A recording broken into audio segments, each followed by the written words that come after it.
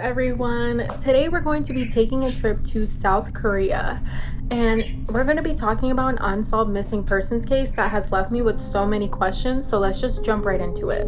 Lee Yoon-Hee was a 29-year-old and was a very ambitious young woman. She had 2 dogs which she loved, and she had decided that she wanted to become a vet.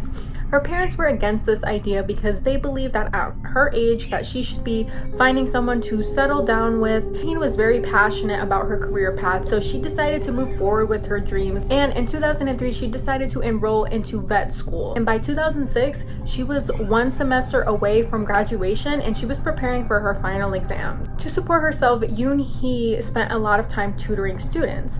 That included children of her professors as well. She really enjoyed this job because she loved teaching people, and it was just a great way for her to make money to support herself. On June 2nd, 2006, Yoon-Hee had just finished with a tutoring session, and as she made her way down to her home, 2 men on a motorbike had snatched her bag, which had her wallet containing her ID and as well as her cell phone. Witnesses saw what happened and they tried to chase down the men, but the 2 men escaped and were never seen again. That evening, Yoon-Hee told her classmates that she wouldn't be able to be reached by cell phone. 3 days on June 5th, Yoon-Hee and her classmates completed their finals, which involved doing surgery on an animal. To celebrate the occasion, they all decided to go for a drink with their professors on the outskirts of town. Yoon-Hee was very hesitant to attend the celebration because she felt that she just had not done well on her final, and her classmates actually found her crying in one of the lab's bathroom, but they did manage to console her and convince her to come out to the celebration.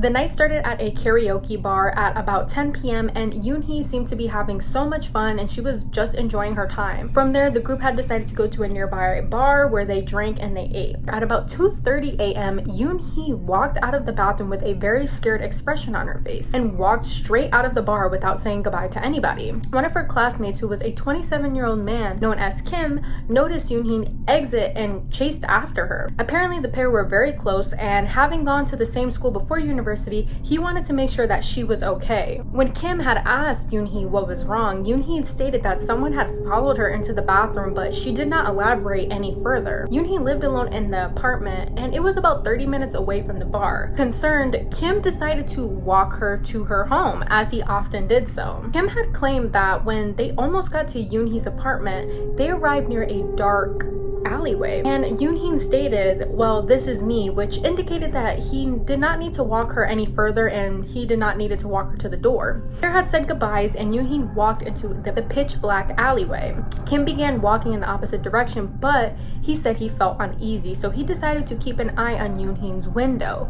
When he saw the lights turn on inside, he felt that she was safe, and he then returned back to his home, which was nearby. Tuesday, June 6th is Memorial Day in Korea, which is a national holiday, so no one thought it was odd that they did not hear from Yoon-Hee after the celebration. It would not be until June 7th, when Yoon-Hee did not show up for her classes, that people began to worry. Yoon-Hee was a hard worker and never missed class. After class, a friend named Min-ji went to check on Yoon-Hee, but when she knocked on the door, no one had answered. Yoon-Hee obviously was not able to be reached by cell phone, but Min-ji assumed that maybe Yoon-Hee was just tired and needed the day off. But then, when Yoon-Hee missed her classes on June 8th and failed to show up to the events that she was supposed to be at, 4 of her classmates, which included Min-ji and Kim, decided to go to Yoon-Hee's apartment. When they knocked on the door, they heard dogs barking, but there was no response from Yoon-Hee. Yoon-Hee's door had a digital lock, and none of her friends knew the passcode, so they decided to call the police, and they were able to get the landlord to open the door. When the landlord was able to open the door, they were immediately hit with a rancid smell of dog urine and feces. Yoon-Hee's dogs were found hungry, and there was clothing and paper scattered in the apartment. Even Yoon-Hee's bag that she brought with her that night was on the floor, which indicated that she had made it to her apartment that night. Inside her bag were 2 syringes and a file filled with an animal aesthetic, items that were taken from the university lab. Despite the state of the apartment, police did not assume foul play. They just thought that she had left for some time off and just to get some relaxation. Since nothing was missing, there was no signs of forced entry, so they just assumed that she was going to return sooner or later. The 4 classmates did not believe this. They had got in contact with Yoon-Hee's family and they had not spoken to Yoon-Hee or heard from her in several days. Yoon-Hee leaving her dogs without food and water was completely out of character for her, and for her to just leave without telling anybody was just not like her. Two of the classmates had decided that they were going to file a missing persons report, while the other two had stayed at the apartment waiting for Yoon-Hee's parents. Keep in mind that the two people that stood at the apartment was Kim and another classmate, and the two other people who went to go to the police station was Min-ji and another classmate. But the two classmates that stood at the apartment thought that Yoon-Hee's apartment was a mess, and they had decided that they should clean up the place. Together, they mopped the floors, threw out papers, and cleaned blankets and clothes that had stains on them in the washing machine, which obviously destroyed evidence. Classmates had claimed that they were worried and concerned that Yoon-Hee's parents, they didn't want to embarrass her, so they decided to clean up the apartment. Additionally, when Yoon-Hee's family arrived, Yoon-Hee's older sister found a cigarette that she believed was Yoon-Hee's, and not wanting their parents to know that her sister might have possibly decided to start smoking cigarettes, she decided to throw out the cigarette. So unfortunately, we will never know if this belonged to someone else or if it was Yoon-Hee's cigarette. Apparently, later on in the investigation, both the classmates and Yoon-Hee's sister have shared deep regret and claim that they had no idea that they might have been possibly destroying evidence at the time. Parents also noted when they got to the apartment that there was two items missing from Yoon-Hee's apartment, which were a hammer, and the other item was a missing coffee table that Yoon-Hee loved. She ate all her meals on it, she did her studying on it, so it was very odd that this table just vanished. What's also interesting is that Yoon-Hee had a male friend who's known as S had come to fix that specific coffee table on the morning of June 5th, which was only 16 hours before she was last seen. S stayed in the apartment for about 30 minutes, and afterwards they walked to class. That night though, S did not attend the celebration and he never saw Yoon-Hee again. There were also rumors that Yoon-Hee and S were more than friends, but there's no evidence to prove that. What's even more strange is that Yoon-Hee's father was walking around the neighborhood searching for leads to where his daughter might be, and what he found was the missing coffee table near two dumpsters, which was outside of the apartment and was hidden amongst other furniture. What's also odd about this is that the four legs of the coffee table were all screwed off with a screwdriver. That has never been found. Despite the concern from family and friends, authorities would wait about 2 days to reassess Yoon-Hee's case. And on June 10th, since no one had heard from Yoon-Hee, a task force was assembled with the goal to find Yoon-Hee. Although the task force had returned to the apartment, there was absolutely no evidence because it had been so thoroughly cleaned by both of her classmates.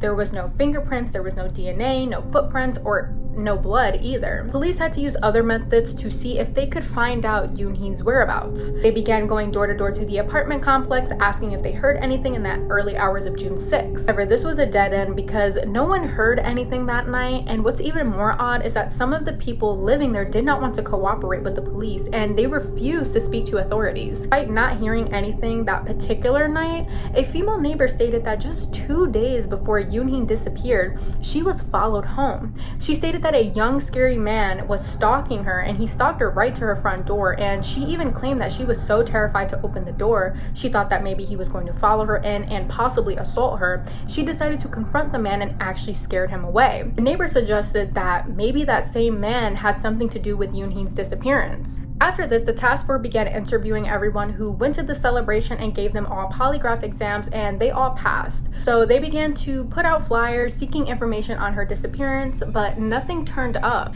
But investigators were zeroing in on a particular building that was right next to Yoon-Hee's complex. There was another apartment that had a clear and unobstructed view into her apartment, and whoever lived in that apartment would be able to see every single one of Yoon-Hee's movements. After checking with the rental company, authorities learned that the room had been unoccupied for months.